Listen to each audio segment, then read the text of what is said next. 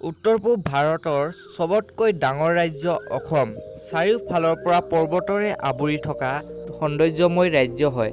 প্ৰাচীন সময়ৰ পৰা ইয়াত বিভিন্ন জনজাতিৰ মিশ্ৰণে ভাল যোগদান দিছে।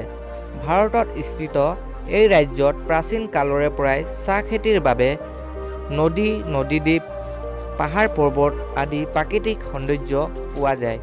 আহক জানি লওঁ অসমৰ সৈতে জড়িত কিছু তথ্য, যিবিলাক জানি আপুনি যদি অসমৰ তেন্তে আপুনি অসমক লৈ গৌৰৱ অনুভৱ কৰিব।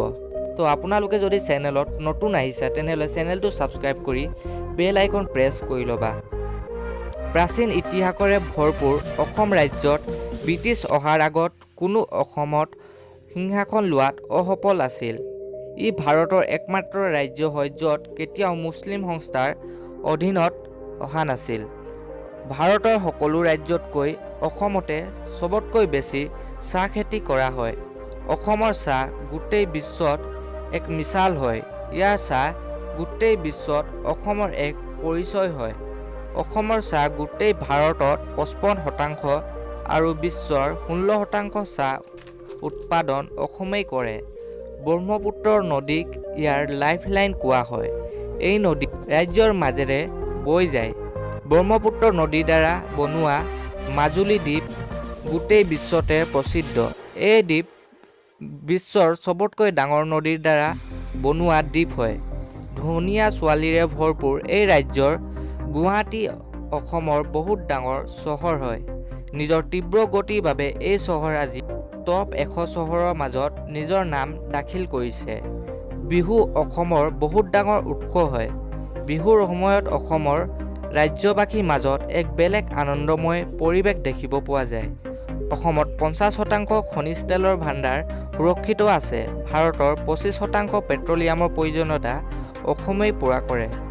আপোনালোকক কৈ দিওঁ যে অসমৰ ডিগবৈ ৰিফাইনেৰী ভাৰতৰ সবতকৈ প্ৰথম তেল ভাণ্ডাৰ হয়।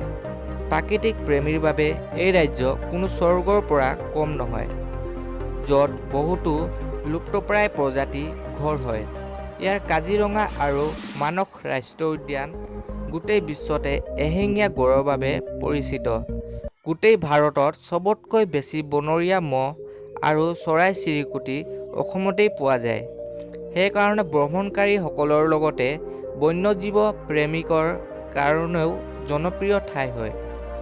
অসমত স্থিত কামাখ্যা মন্দিৰ ভাৰতৰ সবতকৈ বেছি জনপ্ৰিয় ঠাই হয়, যাক চাবলৈ দূৰ দূৰৰ পৰা পৰ্যটক আহে। হ'ব পাৰে আপুনি নাজানে, কেৱল ভাৰতৰে নহয় গোটেই বিশ্বৰে মুগা ৰেচিয়ানৰ উৎপাদন অসমেই কৰে।